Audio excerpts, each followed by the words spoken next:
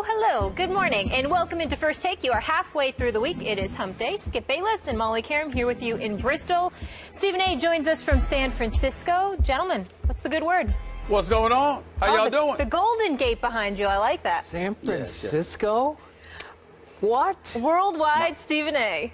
Well, my services were requested, Skip. I'm out here hosting an event tonight in Walnut Creek with the great Joe Montana. Well, say hello for me, if you would, to the greatest quarterback who ever played. I will make sure I do that. Yes, sir. Big time over here. Yeah. We appreciate it. We've got a lot to get into today, some really hot topics. Coming up, why does Floyd Mayweather always have to defend his greatness? We'll share his latest comments and if they're necessary. Plus, by now, most of you have seen the high school football players who targeted a ref. But now we have new information, and there's a whole other angle of this. We want to get you guys up to speed and to react. But first, we kick things off with Brandon Marshall, who on Showtime's Inside the NFL last night, and the topic of conversation was Deflategate in the battle between Tom Brady and the NFL. Here's what Marshall had to say. I think that there's three different types of players' view in this thing. Number one is the fighter. I think there's guys that's in the fight with Tom. The second is cowards. I call them cowards. That's the guys that are afraid to face Tom Brady. They want him suspended. I don't believe in that. And the last type is the race card. There are a lot of players out there that believe that white players, specifically at the quarterback position, are treated differently. It's not just African American players. I've had this conversation with Caucasian players as well.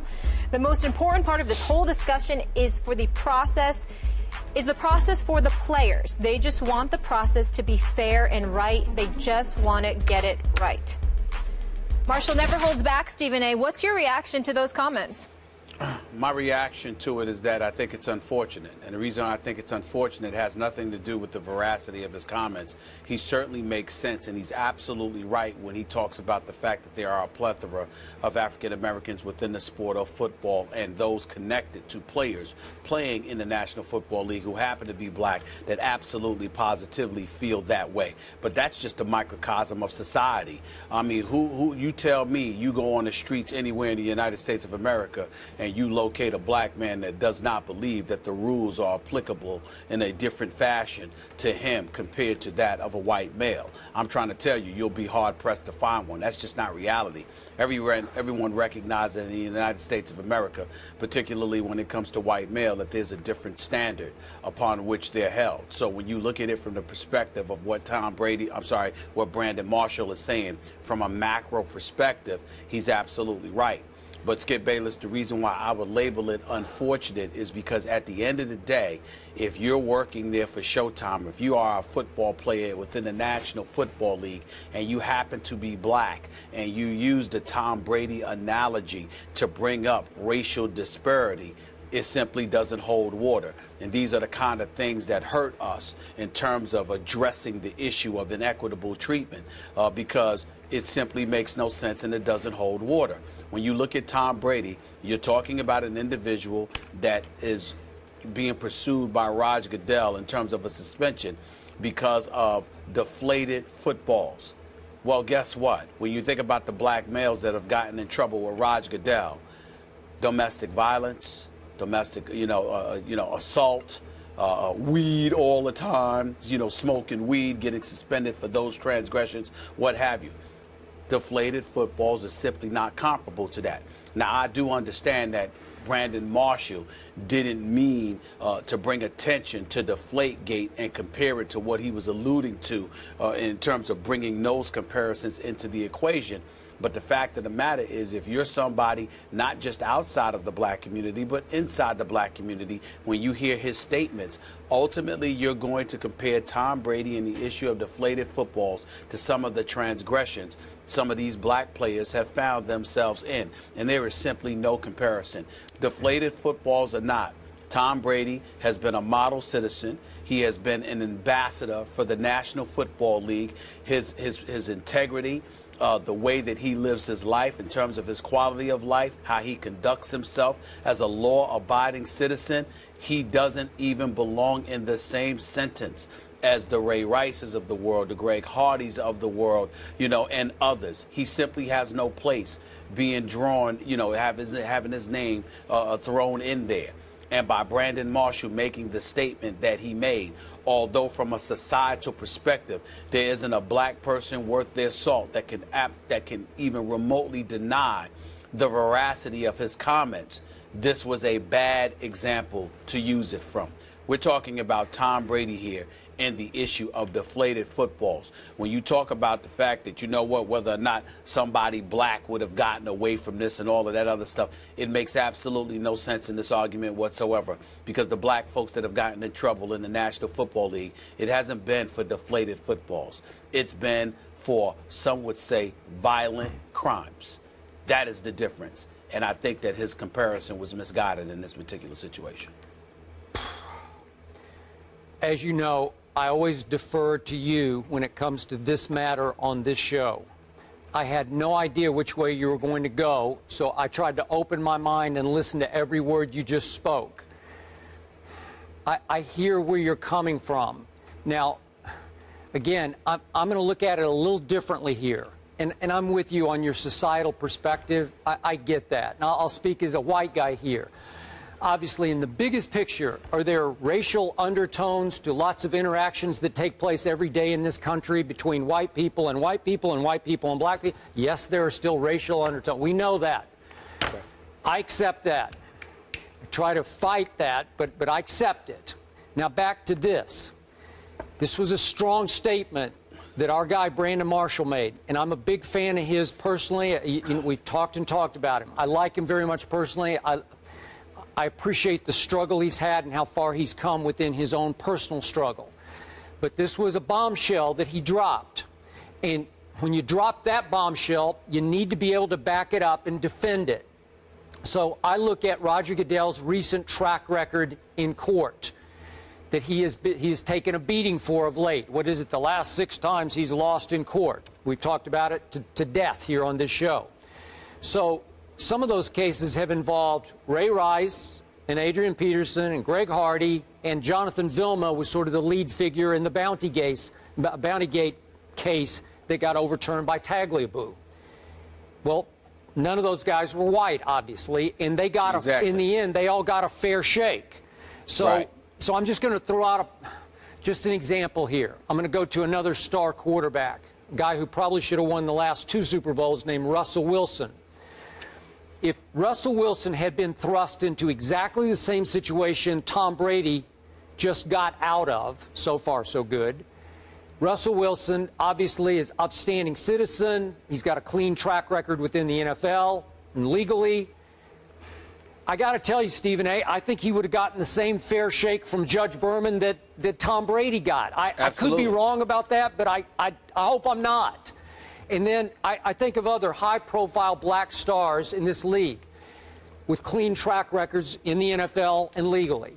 I think of DeMarco Murray. I think of Calvin Johnson.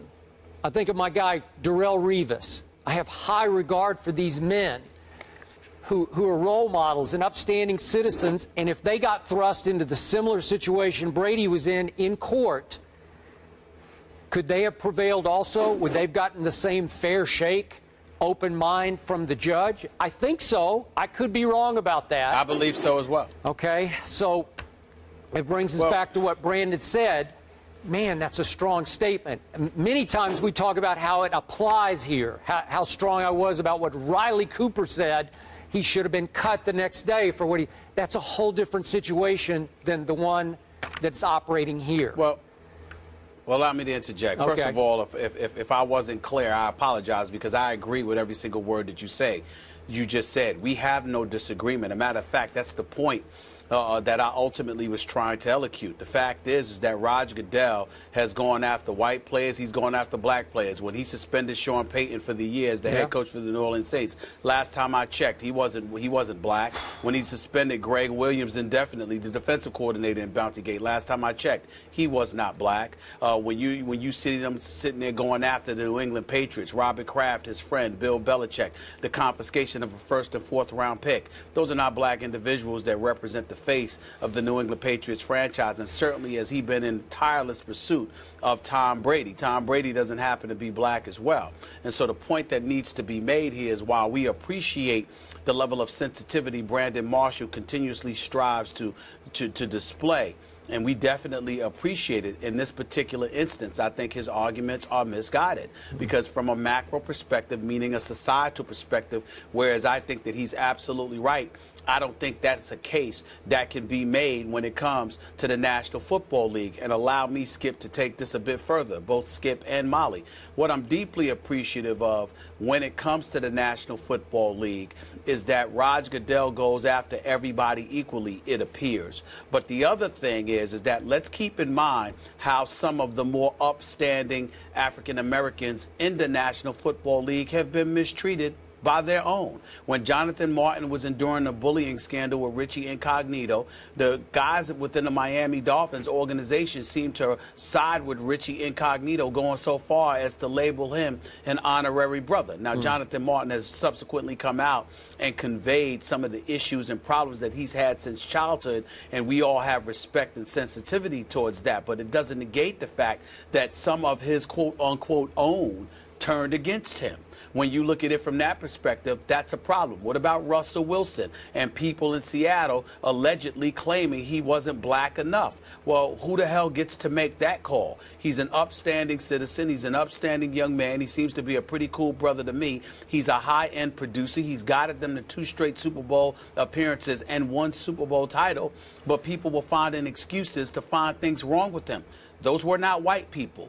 Those were black people. Yep. And so when we look at it from that perspective, we have an obligation, at least I feel I have an obligation, to highlight the fact that far often than not, you know, the few guys that have acted up, they're not representative of the vast majority of black men, not only in the National Football League, not only in professional sports, but in our society, who actually know how to act like they have some damn sense, who actually do behave themselves and conduct themselves like civilized, model citizens. And a lot of these black professional athletes are incredible, incredible role models. The few that act up stain us as a community and give the impression that the problems are far more insidious than they may actually be. So Brandon Marshall saying what he said, again, he picked the wrong case to make that argument, because all it has done is highlight the discrepancy between Tom Brady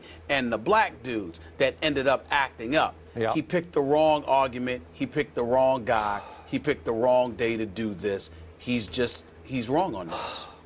But what did give me pause, Stephen A., is that Brandon referred to conversations he's had in his own locker room and with several players around the National Football League. What the problem here is, I don't know if he's talking about 5 players or 50 players. Doesn't matter. Yeah. The reason allow me to enlighten you on this point, Skip. It doesn't matter, because what he's speaking about, there are a lot of instances, for example, where guys won't sit around and get intimately, you know, in depth rather, into a conversation like that. They'll say, yeah, this is just another example, or they'll complain or lament the state of affairs because they know what exists from a macro perspective. But if they're dissecting incident by incident, case by case, they certainly couldn't make that argument in this instance, which is why it was a bad choice for Brandon Marshall to make in terms of picking this particular instance. The only point I will give Brandon, if he wants to go bigger picture to quarterbacks, just in general, regardless of race, get preferential treatment in the National Football League. Well, absolutely they do, because this game, in the end, it belongs to those quarterbacks. It is nothing without those star quarterbacks. So if you want to go there, I'm fine to go there. Gotcha. Yeah, and I don't think that one's going to change. So to surmise, we both here, both of you guys understand his comments, appreciate his comments, but not 100% on board with this particular argument. Not even close. Moving on. Floyd Mayweather